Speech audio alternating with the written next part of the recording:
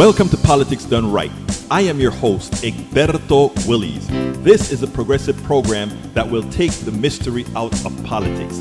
This is the program that will encourage you to make sure government becomes we the people. Whether you are liberal, progressive, conservative, or otherwise, you get to air your point of view. We are an independent media outlet that, unlike mainstream media beholden to corporations, we only owe allegiance to you. Remember, you can also send me a tweet at EGBERTOWILLIES. That is at Egberto Willies. Let us engage. It is Politics Done Right.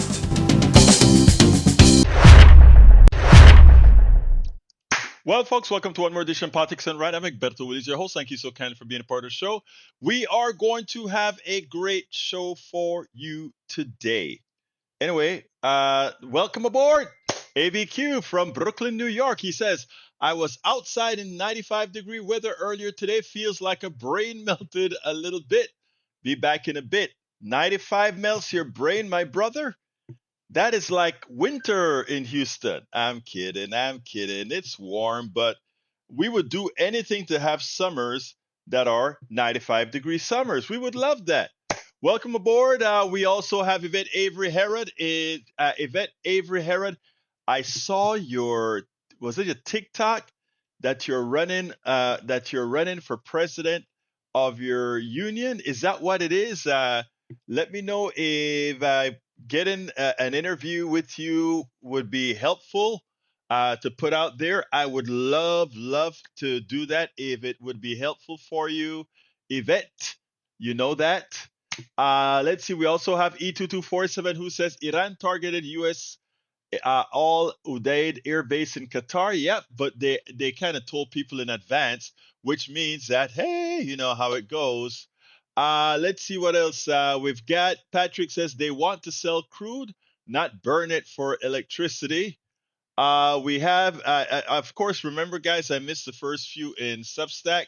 So if you want me to call you out, be sure to just tell me your city and state so I can call you out. But Frank is in the house. Deborah Hamberlin, William Russell Smith, MC is in the house. Susan Jagoda and Wendy Bouchier.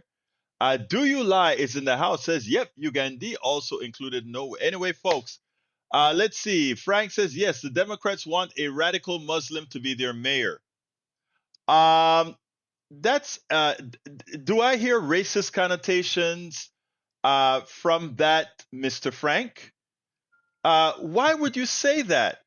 We want a radical Muslim to run New York. I want a guy who I want Mandani to win in New York. And let me tell you why. For once, somebody comes out with programs that say we are going to do something not just for Wall Street, but something for the people of New York so they can have a better life. Why the hell should 100 square feet cost that much in New York? It absolutely makes no sense. It's what we call what happens to capitalism. It eats itself. It eats itself because it has to continue to grow, whether it produces something of value or not. And capitalists produce nothing of value. People work and they want to make more and more off the backs of the people who work. I tell you what, Frank, the door is open for you to give me a call at 281-823-7747 and tell me what makes Mr. Mandani, what policies of his don't you like? Not just rhetoric about him being a Muslim. What policies that he says he's going to give you that he likes? Do you prefer putting a Trump-like Democrat in office? A man who has abused women? A guy who lied to you through the pandemic? Think about it. I support Mandani. Folks that are listening to me, if you want to make an educated choice, if you want to make an unenslaved choice, and I repeat these words, if you want to make an unenslaved choice, Cuomo is not the person to vote for. Cuomo is what slaves vote for. It doesn't matter what the master does. It's yes, a massa, because you get to do what we can't. Remember that. This guy has gone against honor, ethics. Don't forget it. And Democrats electing a Cuomo is tantamount to MAGA electing Trump. Let's be clear. Absolutely clear. A vote for Cuomo is an enslaved vote. All right, welcome aboard, Jacqueline Campisi, the teacher, la profesora de Katy, Texas. Thank you for being here, sis. We also have Gianna Duane says, I got to check that. I don't think I've heard from you before. Just drop your city state. Let's see if you're real. Lee the Beer Cat is in. It's from Austin, Texas. Lisa Blair from Georgia, Atlanta, Georgia. Virginia Smith is in the house, and Ray Brackens is on the line. Ray Bracken, how you doing, brother? Hello, Brother Egberto. I heard you opining on the New York election. Yes, sir. And, I have some friends up there who are definitely pushing for Mondani and Yes.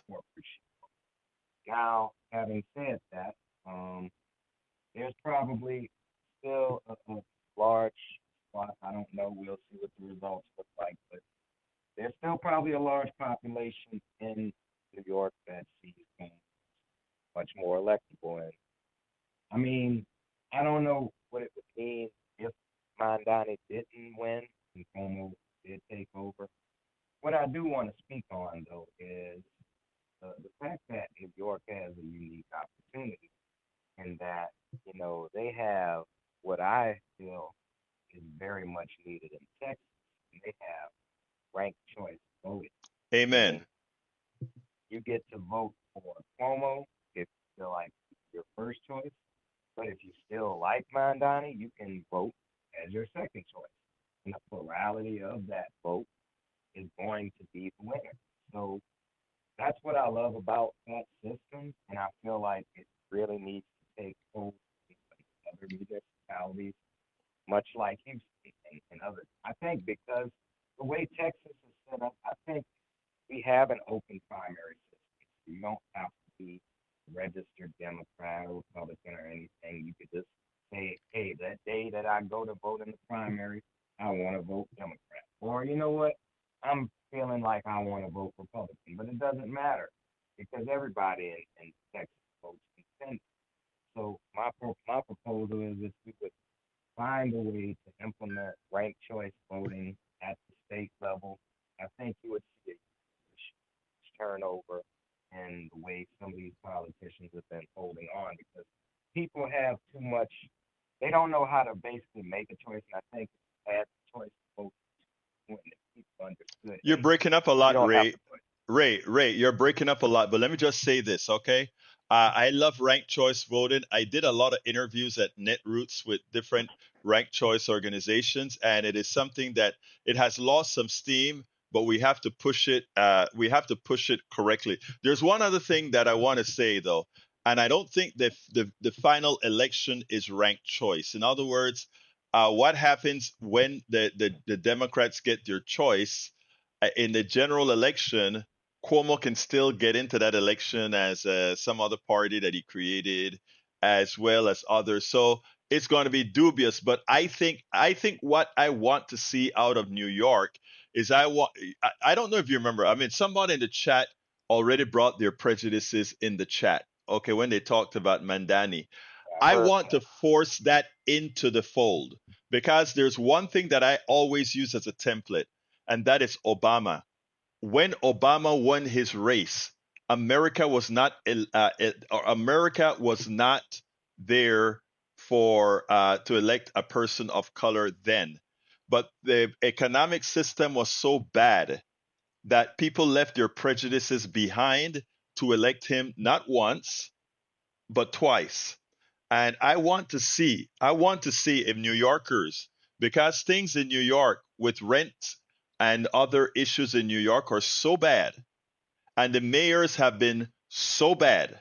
Specifically, this one that is a walking thug that we have run in New York right now. I want to see if New Yorkers are going to say, you know what? Finally, we got a guy for the people, because there are more people aligned with the policies that Mandami wants than the policy any other person there is running.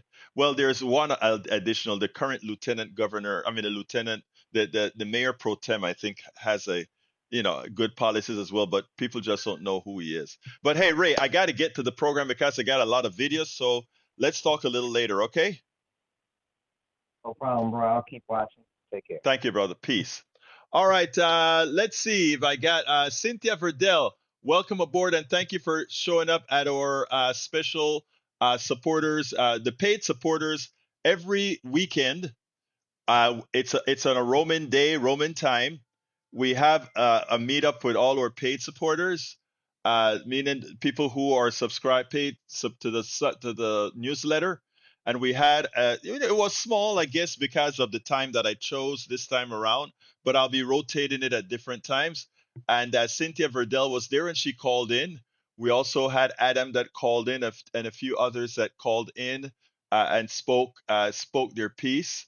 So thank you guys for being here. Just to remind you, every weekend uh, on either Saturday or Sunday at different times, we'll announce it probably Friday night like we did that day. All the people who are paid subscribers of our newsletter at politicsandright.com/newsletter, you get an intimate conversation, a program that's just for you, an intimate conversation. Please remember, just check out the Substack notes. I usually drop a note to say at what time it's going to be. All right. As you know, the Donald invaded by air, of course, and I was really messed up because at the time that I did that thing, uh, I was really, really messed up, and I don't think I did a very good Ask Egberto anything on the weekend. I call it Ask Egberto still, but because my mind wasn't in the right place. But this morning, my mind was in the right place when I gave my little monologue at KPFT. And what I want to do is I cleaned it up a lot, shortened it, and I want to play that from this morning, and then we'll take it on the other side. So let's talk about this war because, folks, we are in fact at war. Look, people say history is repeating itself. I beg to differ. One of the things that happens in our society, a society that no longer treats geography as it should, a society that doesn't teach government as it should, a society that doesn't teach civics as it should. We get into a whole lot of problems because the population at large don't understand the severity of what we do overseas. I remember when I was back in school in Panama, how we learned the world, right? Of course, the United States was in a bipolar superpower system. Of course, there's just United States and then what was known as the Soviet Union. Of course, the Soviet Union doesn't exist anymore. We learned and they made sure that we understood not only the United States, but how it was structured, the Soviet Union, and how it was structured. And then, of course, we had to learn about every single country in the world. That's what our history and geography looked like. And what it did is it made sure that we had a rounded view of the entire world and we understood the different cultures and we understood, while we may not have been connoisseurs of World War II, then we learned these issues. So we understood it. But now I think that the prototypical way to think of where we are as a country as far as the respect that we give the rest of the world. And I hate to give Tucker Carlson kudos, but I must. It's what Tucker Carlson did to Ted Cruz. Ted Cruz is a renowned senator, a very intelligent guy. Let's not doubt that because we don't like a person they're not intelligent. Ted Cruz is a very intelligent man, no doubt whatsoever. Ted Cruz went to some of our best schools, no doubt about it. But at the same time, with all that knowledge, with being a darn good, I think he's a lawyer, what he does, his ignorance about Iran says much about what manufactured ignorance. This is deeper than any form of the ignorance there is. But the fact that he knew so little about the country he was supporting to be bombed, attacked, the little he knew about it says much. The fact that when we talk about Iraq and Iran, that most people believe that they are similar. Most people believe that, in as much as Iraq went bad, there weren't a lot of repercussions, etc. The difference in those two societies are huge. The history of Iran. If you want to know why Israel so want to take out Iran, and by the way, I am not a proponent of Iran. I want to get that off the top right away. I'm not someone who thinks Iran, from a democratic point of view, is at some good power or that it is nice. I don't give a damn about any of that. That's not the issue. Let's be honest right here. If we look at who's killing people around the world, who's killing women and children, who are doing all these things we so fear Iran is going to do around the world, it's not Iran doing that. It's not China doing that. If we are measuring the goodness of a nation in the amount of people it has killed or has the propensity to kill, Iran is far down the list. And you can say, but don't they effect terrorist attack with Hezbollah and Hamas and the Houthis and all of that? Possibly. Let's look at all the killings of Hamas, Hezbollah. And by the way, this is not condoning. Killing of another human being is evil, especially when it's about civilians and not about war. But let's look at the body count to determine who is evil, who's not, who has a propensity to kill, who's not. Let's not put on the colored glasses that if you're listening to Morning Joe right now, everybody's jumping on the bandwagon that says, oh, this was a successful mission. And some people, even because everybody wants to win, they're jumping on this bandwagon. But I could probably bet a fingernail that we've spent over $1 billion on this exercise to put bombs in holes that probably didn't destroy an ounce of that enriched uranium. When you think you are so damn smart, when you underestimate the adversary, you do stupid things like we did in Iraq. 4,000 something Americans died, 32,000 maimed American soldiers, So a total of over 40,000 people whose lives have changed forever. But more importantly as well, 500,000 innocent Iraqis died. Again, body count, death, destruction, migrating this to Gaza. What country is maiming and causing the death, killing, and destruction of more people? Iran, Israel, the United States, Russia, China. We take a look at the body counts right now. We're looking at Russia, Israel, and the United States. Don't take my word for it. Go look up the body counts and include all terrorism occurring around the world. You have to look at things through your own eyes, not what people are telling you to think or believe. So that's the first concept, body count. Look at body count. Just by ourselves, in 1989, to get one person, we killed 10,000 Panamanians, place where I'm from. Counts for others many times don't matter, but the blowback from said body count put all American lives in danger. For those who want to sing glory, glory, hallelujah, because bombs hit many areas in the mountainous desert in Iran, and no American airplane, thankfully, got shot down.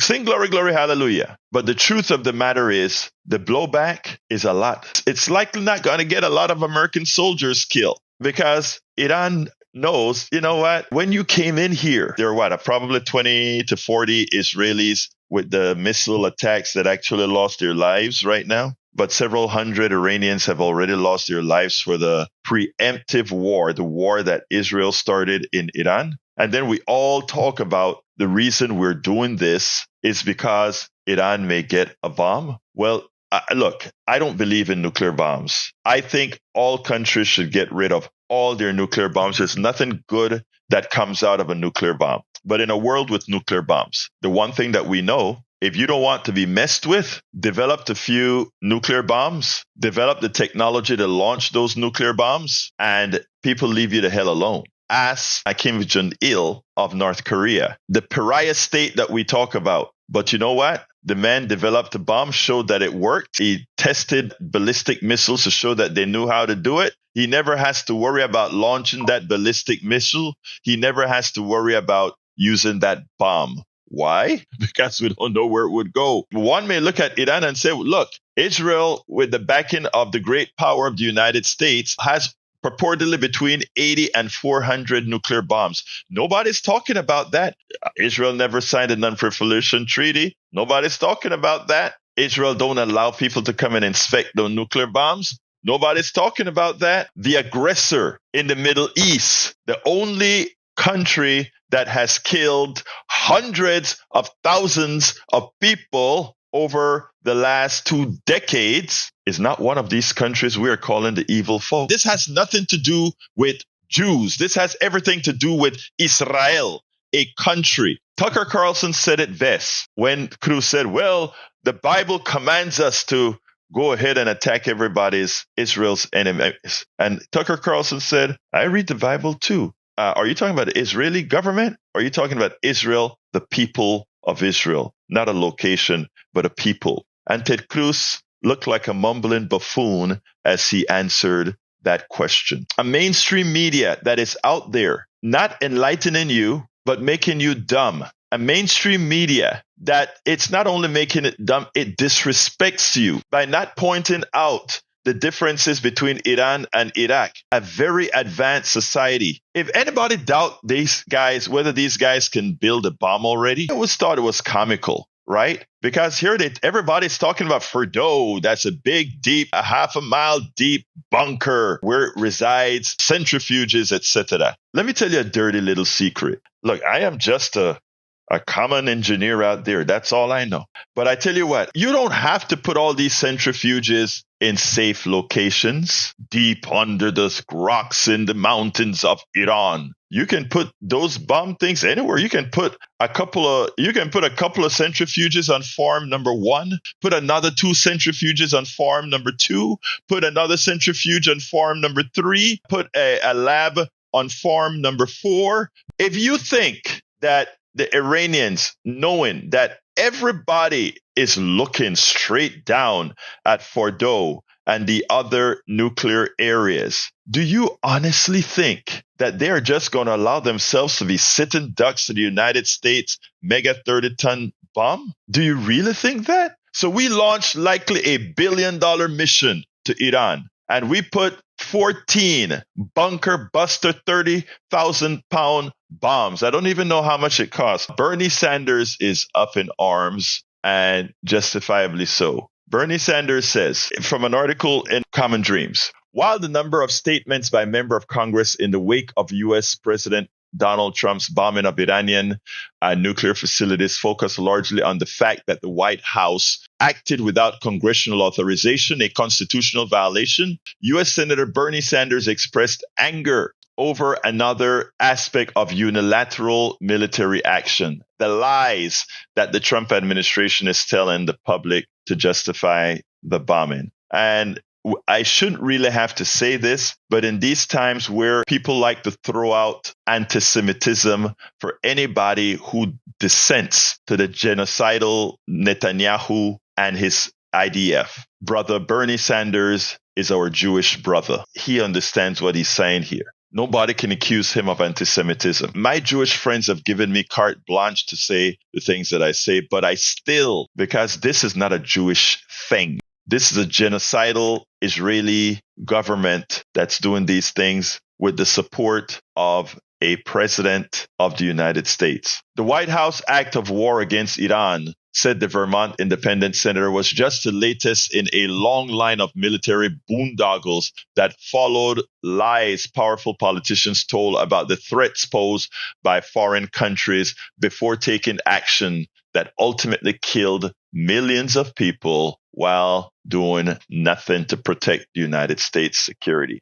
In the 1960s, the United States government lied to the American people and took us into a terrible war in Vietnam. Sanders said that result of that war was that 58,000 young Americans died and many more came back wounded, both in mind and in spirit. Millions of Vietnamese were also killed. Decades later, America were told by then President George W. Bush that the U.S. must act quickly to stop Iraq from building weapons of mass destruction, with U.S. officials following the guidance of Israeli Prime Minister Benjamin Netanyahu. The United States invaded Iraq and became embroiled in a long civil war there. No weapons of mass destruction were ever found. That war was based on a lie which cost us 4,492 young Americans, 32,000 wounded, over 500,000 Iraqis, and trillions of dollars, said Sanders. The American people are being lied to again, he added. We cannot allow history to repeat itself. U.S. intelligence agencies have assessed that Iran is not attempting to build a nuclear weapon, with its enriched uranium stockpiles backing up repeated statements from Iranian officials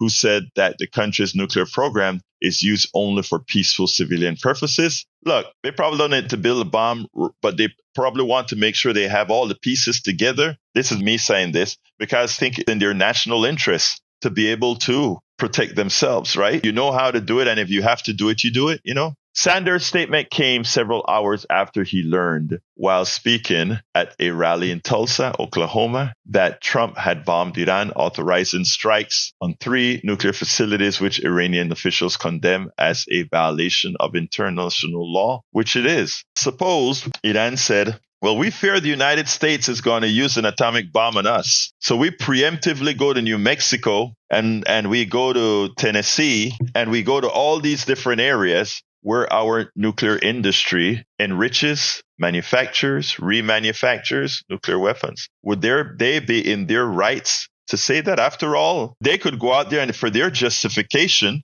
they could say, wait a minute, Israel preemptively attack Iran with the United States because they think Iran is building a bomb, and they think if Iran developed a bomb, they would use it. They didn't say they would preemptively use it. They said they would use it. Well, if some other country were to say, well, we see the Americans continue to have a large stockpile of nuclear bombs, they don't have to say, we think they will use that nuclear weapon. Because we know that the United States used the nuclear weapon before on human beings. And they used it under the pretext that we are using this bomb so that hundreds of thousands of Americans don't have to die fighting the Japanese in World War II. That's why we're using this bomb, to save American lives. Well, let me see.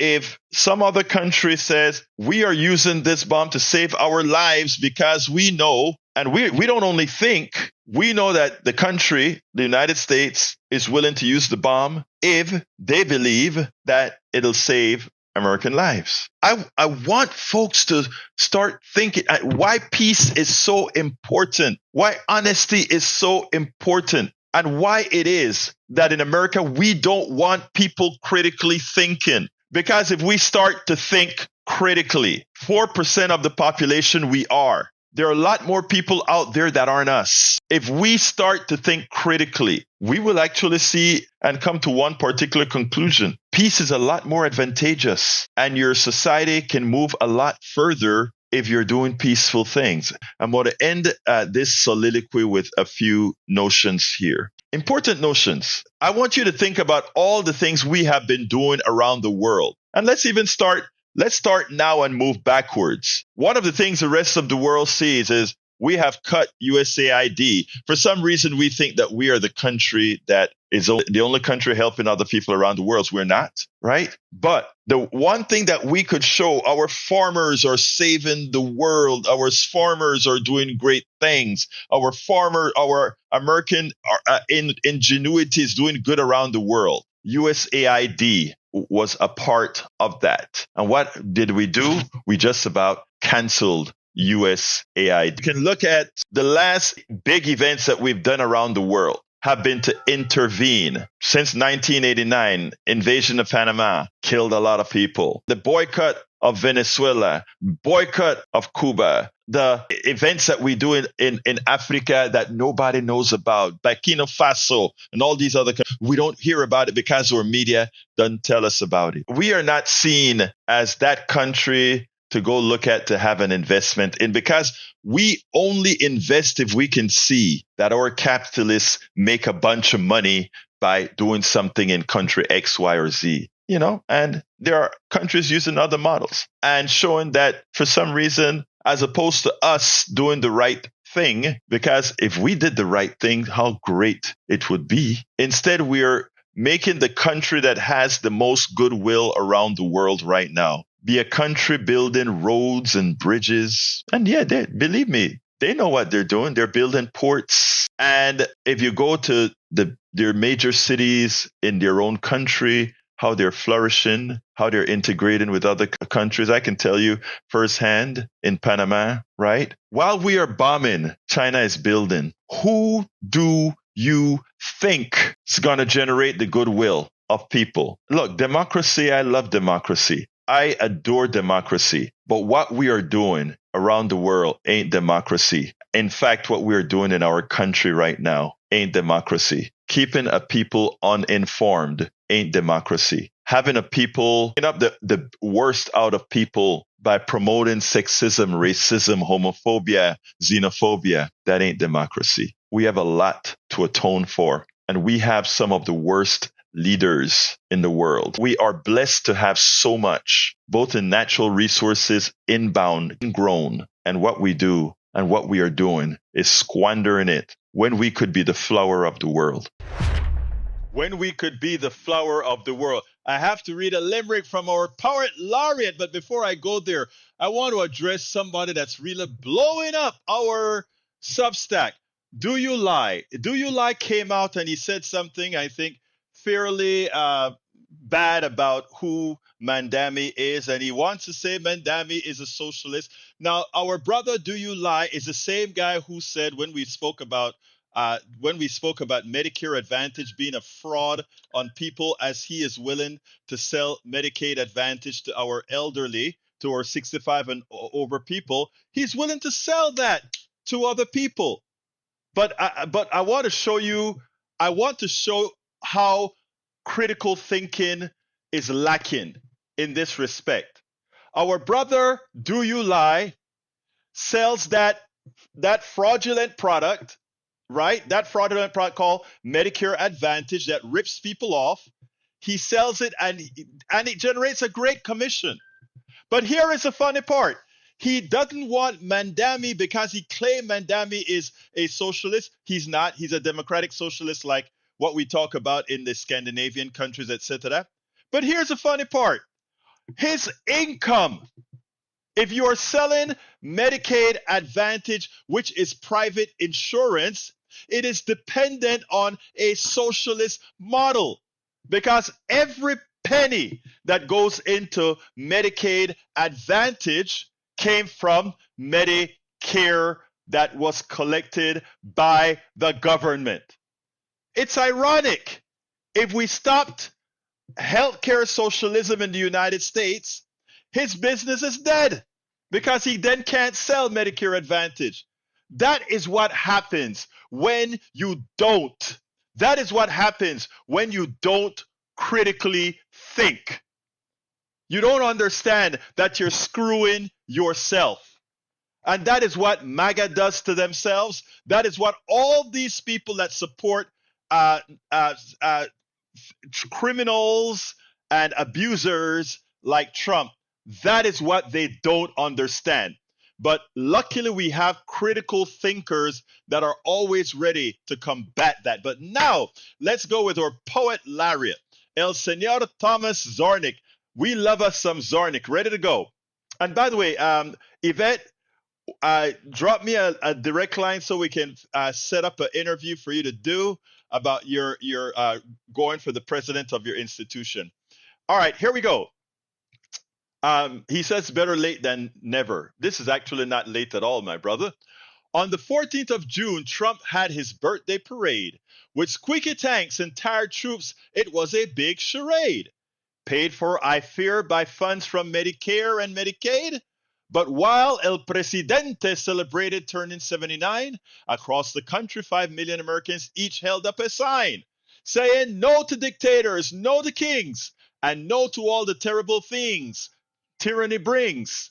But bigger, peaceful protests we still need to counter corruption, grifting, and greed. Attacks on foreign aid and foreign trade. Attacks on immigrants by ICE goons in masquerade. Surround the White House if we must. The Capitol too. Proclaiming support and trust for the red, white, and blue. For our Constitution and every institution, the protest that protects due process and the rule of law, ensuring liberty and justice for all who marched together in the USA's People Parade, undeterred, undismayed, and afraid. And unafraid. Brother, brother, hey, everybody, give Mr. Zornick a big clap. All you got to do is put clap in the chat. Everybody say clap in the chat. That one was one for the ages. Thank you, Tom Zornick, for that. All right, Michael Rudnin has demanded that I read this. Egberto, please read out. I see the conservatives in the chat dropping numbers. All right. In 2017, Trump dropped 39,577 bombs in Iraq and Syria. Another 4,361 bombs in Afghanistan. Another 15,969 bombs in Yemen, plus 301 more bombs in other nations. That's 60,208 bombs dropped in 2017 under Trump. What do you have to say about that? Egberto follow-up screen. Where's the follow-up screen? There we go. Let me go ahead and put that up for you. Para ver, ¿dónde está esta vaina? Lo tengo aquí. And here is your screen, Mr. Rudnin. You wanted it on the screen. You got the screen, Mr. Rudnin. Yvette Avery Herod says, Brother Tom. Brother Tom. You know what that means when she gives you that all clap. Brother Tom. Also, we've got, let me move that so it doesn't completely cover me. There we go. All right, what else have we got in the chat? Mark KJ says clap. Independent voter clap. All you guys are really good in there, and I don't get a chance to call out all of you, but tell me your city, state, get called out. All right, what else have we got here before I jump to the other video? Patrick, our brother Magnus says the United States and Israel's use depleted uranium. We also use white phosphorus. That is terrorism. 100% correcto. Tom Zarnick also says Google AI.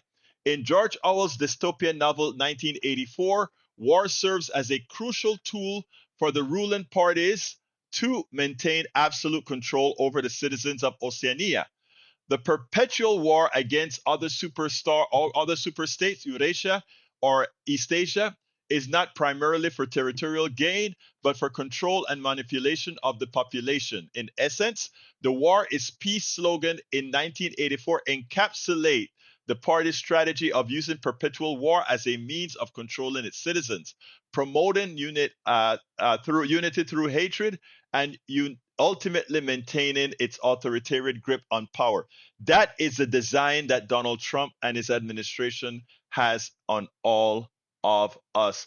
I mean, the thing about what is so amazing is I've never read 1984 in full. I've just heard excerpts of 1984. What that shows, though, is how prescient that book is right now. And I don't have the time to sit down and read that type of book anymore.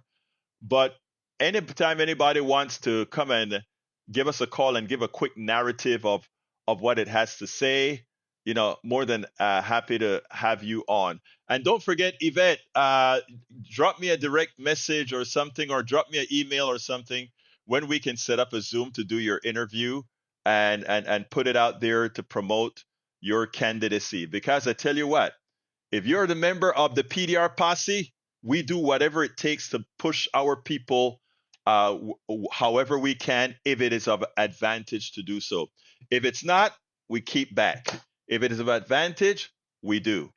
All right, I got one other video. This one, I did an interview with a Detroit station, or I was in a panel with a Detroit station, IPTV Detroit, and I found this disconcerting. Let me go ahead and play it now. It's about 12 minutes, and then we'll take it on the other side.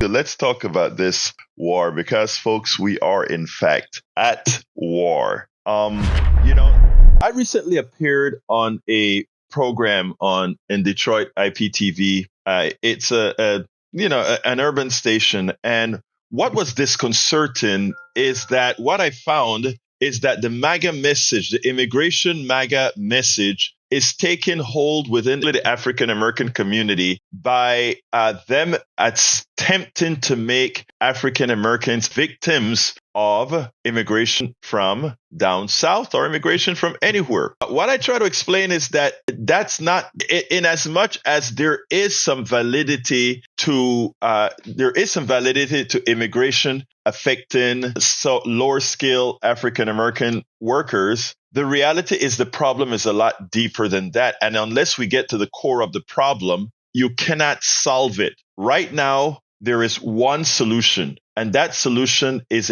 an economic solution that has to be made both on the federal level and on specifically how immigration is handled in this country. I tried to address some of that. It is something that bears watching, and it is something that needs to be attacked, not on the level that pits people against each other, groups against each other, but get at the core of who is creating the real problem. Check out this clip, and I also have a link to the entire discussion, but check out this clip, then we'll take it on the other side. The question is, should Black Americans in particular, should Americans in general be concerned with illegal immigration or the borders being overran, where you have millions of people in the last 4 years that have come across the border unvetted, most of them from Mexico, South America, the Honduras, and so forth and so on. These are illegal. These are people who are undocumented, or they come over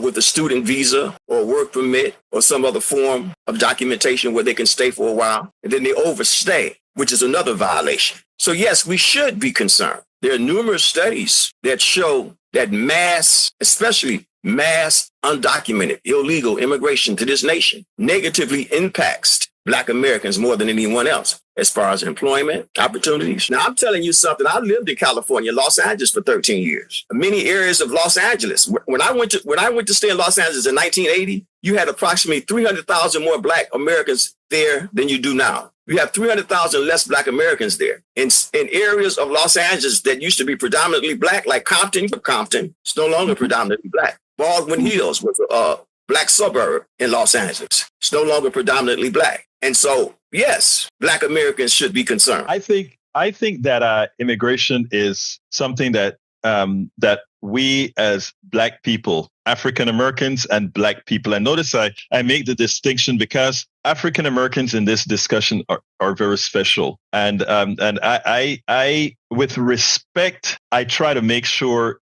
to note that, because as being the folks who have been taken advantage of by this capitalist society. And make no mistake, while we make the discussion a white and Black issue and what the white class has done to the Black class, that has never really been the issue. It's always been a capitalist issue where our bodies were used as the modes of production, etc. I don't, let me qualify a few things that my brother said, Malik. And a lot of what Malik says actually comes from a narrative we hear in the United States a whole lot that's been inculcated from the capitalist class as well when they want to use us. Things like terrorists could be coming over things like diseases that could be coming over. Let me just say from a factual standpoint, because countries like Costa Rica, Venezuela, Panama, your vaccination rates, etc., are much higher than here in the United States because we don't suffer the problems of that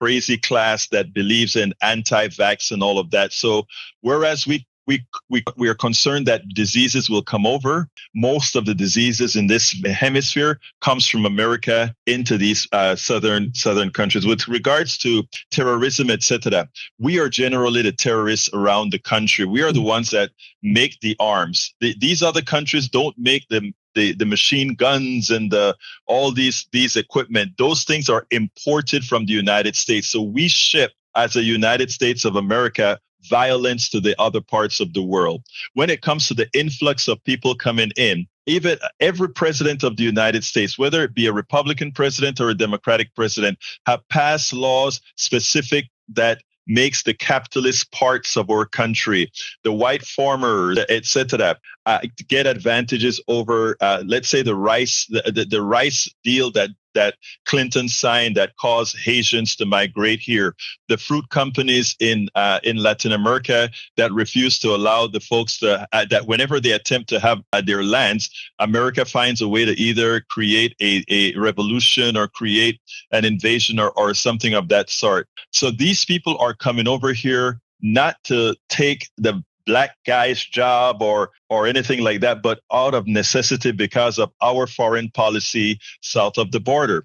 So while it's easy to say, let's maintain the policies that America created for immigration, and if you're not coming over here legally, well, you're not doing it the right way. Well, when you create the dissension and the chaos in these other countries, what do you think people are going to do? What did the people who founded this country do? When they had problems in England, they came here, but they didn't come here. These people are coming over here to work. Those other guys came over here to conquer, maim, kill, and create genocide. Two different things altogether.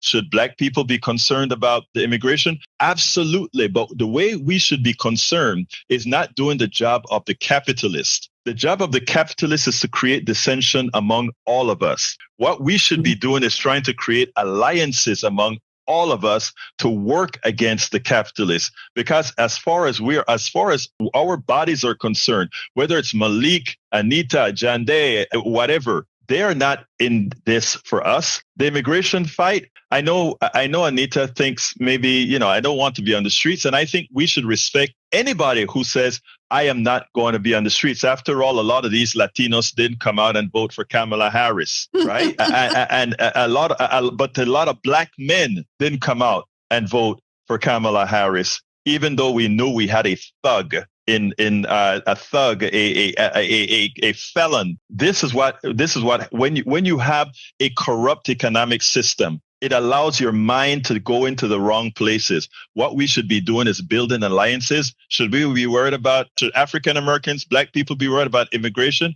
You damn bet we should. But for those who decide they want to hold this one out, I respect you as well. Rising another black person and putting them in a box based upon what we think they might be, because our opinion may differ from theirs. I could say that Egberto is a Marxist, a follower of Mao Zedong or Joseph Stalin, based upon what he's saying. But I'm not going to go. What I do is I base my comments strictly upon what I've researched. If we're going to have a sovereign nation, no sovereign nation on the face of the earth allows millions of people to come over and invade their nation and go through the borders unvetted. No nation does that. It has nothing to do with capitalism. It has nothing to do with Marxism. All sovereign nations have borders. And if they have borders, they have an infrastructure in place to make sure that anybody entering their nation is vetted. That's just intelligent. And so to get back to your question, I think that it's most definitely those from Latin America that pose the greatest risk to this nation, simply because many of them are coming over here. They're poor, they're uneducated, and they're coming over here in astronomical numbers. And in my experience, like I said, I've lived in Los Angeles for 13 years. Once they get over here, they don't have any concern, very little concern about the issues that Black Americans face in this nation. They're only concerned with their own nation, with their own problems of their own groups. And so to answer your question, I think that those from South America, the Latinos, in Central America, the Latinos from Central America, Mexico, and South America? Yeah, let me say, I don't, thank you for that question. I wouldn't use it as which immigrant is more problematic. They're all immigrants. And by the way, I am in fact a Latino. And Black Latino. Latino is actually a sort of just what region are you from? And again, and by the way, I'm not a Leninist or whatever. I am. If you wanted to put a classification on me, I would be considered a free enterpriser, which is not what we have in America. In America, we have a system that makes money on the backs of others, not that no other. I would encourage those that are listening to the program to visit my article to get a better understanding on what I'm talking about. Now, when it comes to why I blamed capitalism at the top has specifically to do what I said before. Capitalist policies that are in south of the border, in Jamaica, in Haiti, in Panama, in all these countries, the capitalist methodology is what is creating the false scarcity in these countries that causes these people to come over here. So when you say what country will leave their borders open, America has implicitly caused the problem of the people coming over here. And the same problems and racial attitudes that these people have in their own countries, they will bring here to the United States, just like we take the same. I was born in Panama from Panamanian parents, and I was living in a segregated gold and silver communities created by the United States of America when they brought their same racist crap to Panama. We had the separation. Now, I didn't live it. My parents did until we forced America into not bringing that crap to Panama. Now, that said, I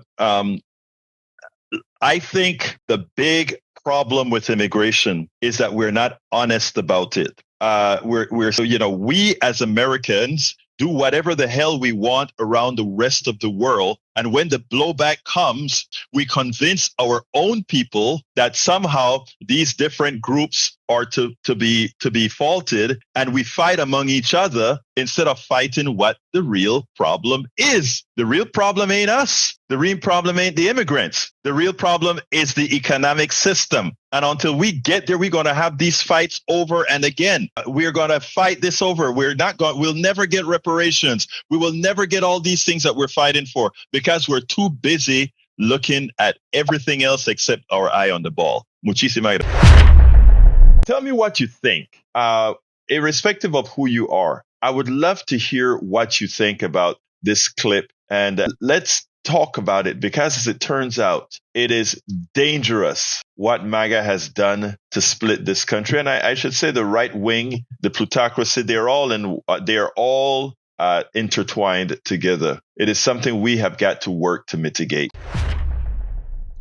Definitely something we have to work to mitigate. Well, okay, folks, we're at 5 minutes before the show ends. Let's see if I got anything in the chat that folks that needs to be pointed out here, or if somebody wants to give me a quick call. Let's keep it short if you don't mind. Give me a quick call if there's something you want to add. Para ver. Let's see what else we got here. Para ver. Leader Bearcat says, Michael, the issue shown is the president usually doesn't go to Congress approval. Then the element of surprise gone. Look, we have a constitution. We can't talk about element of surprise. There is a group of folks that make up Congress that you can actually go to for certain preliminary things that is not used at all. So, my friend, that's not an excuse. And by the way, Donald Trump isn't the only one guilty of a preemptive war or not asking Congress to go to war. All the presidents, whether Democratic or Republican, it is so easy to go into power. Hey Ray, how you doing, sir? Yeah, I just wanted to close us out real quick. I was listening to that video that you had played with you and the brother, and it's sad when I hear a brother, say what he said, because I do, validate his experience probably living in LA. It's a high Hispanic population. I'm sure a lot of his sentiments would mirror some people I've talked to here in Houston because of our high Hispanic population. Having said that, I wish there would have been a moment that I would have heard from him that said, you know what, I hear what you're saying, bro. We have destabilized all of these countries. And at the end of the day, if we have so much power to destabilize a country where a person comes from, if I was a person, I'd say, you know what, they beat us. Why not join them?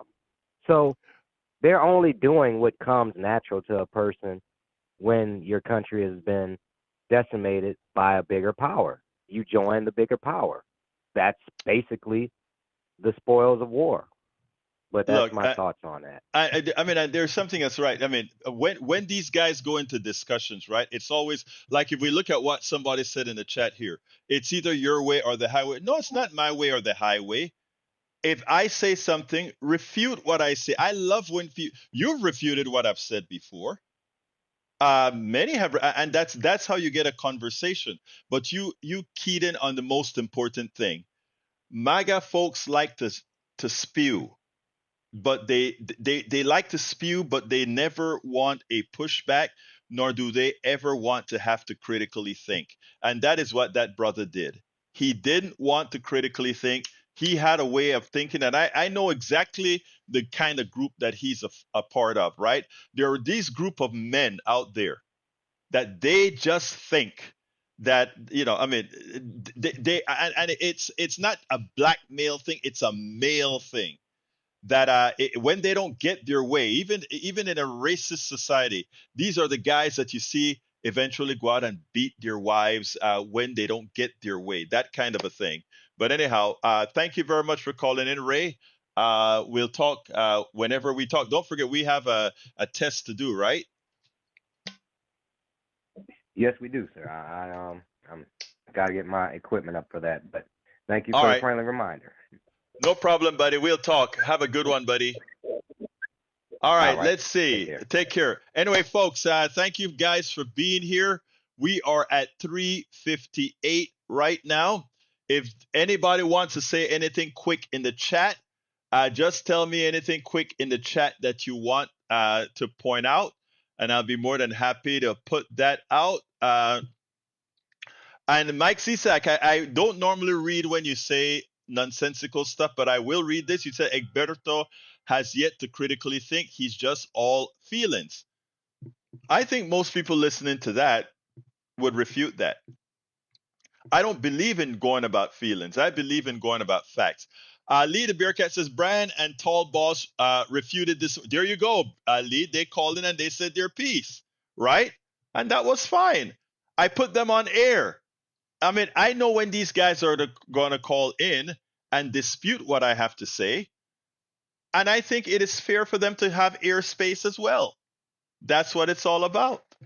All right, folks, we are here closing up. I want to I want to ask you kindly to please become paid subscribers of our network. It not only it covers our newsletter. By being a paid subscriber of our newsletter, you also get to read all of my books on Substack. Likewise, on the weekends we have that a private program for those of you that are paid subscribers. We got to do something to support it. And every now and then there are sections of some of our articles that are for paid subscribers only. This is how we are able to fund what we're doing. This is a 16-hour job day, a lot of editing, a lot of writing, a lot of researching. So and as you notice, we go beyond the independent the mainstream media. The mainstream media has the Iran all wrong. I mean, it is all wrong, and it is what will get our American citizens killed. It is what will bring the terrorists in. Hey, Bruce Fowler, just noticing you're here. How you doing, brother? Nice to see you here. So please, folks, please support the program by becoming paid subscribers. And you can become a paid subscriber by going to politicsandright.com/newsletter. I just placed it in both chats. politicsandright.com/newsletter. Once you become a paid subscriber, we open the door for you to read all those our books online. We also you get a whole lot of a lot of perks that we try to do to keep you into the fold. So please really consider becoming paid subscribers. I've got to get out of here. It's 4:01. So I want to thank all of you for being here, listening to the program. Please remember to share the program. The podcast will be out sometime tonight. Please share those as well. Love you all. You can reach me directly at info@politicsdoneright.com, info@politicsdoneright.com, and I do respond. Also, again, subscribe at politicsdoneright.com/newsletter. My name is Egberto Willies. This is Politics Done Right.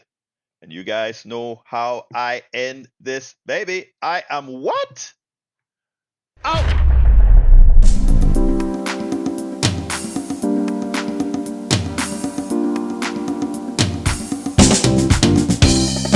Welcome to Politics Done Right. I am your host, Egberto Willies. This is a progressive program that will take the mystery out of politics. This is the program that will encourage you to make sure government becomes we the people. Whether you are liberal, progressive, conservative, or otherwise, you get to air your point of view. We are an independent media outlet that, unlike mainstream media beholden to corporations, we only owe allegiance to you. Remember, you can also send me a tweet at EGBERTOWILLIES. That is at Egberto Willies. Let us engage. It is Politics Done Right.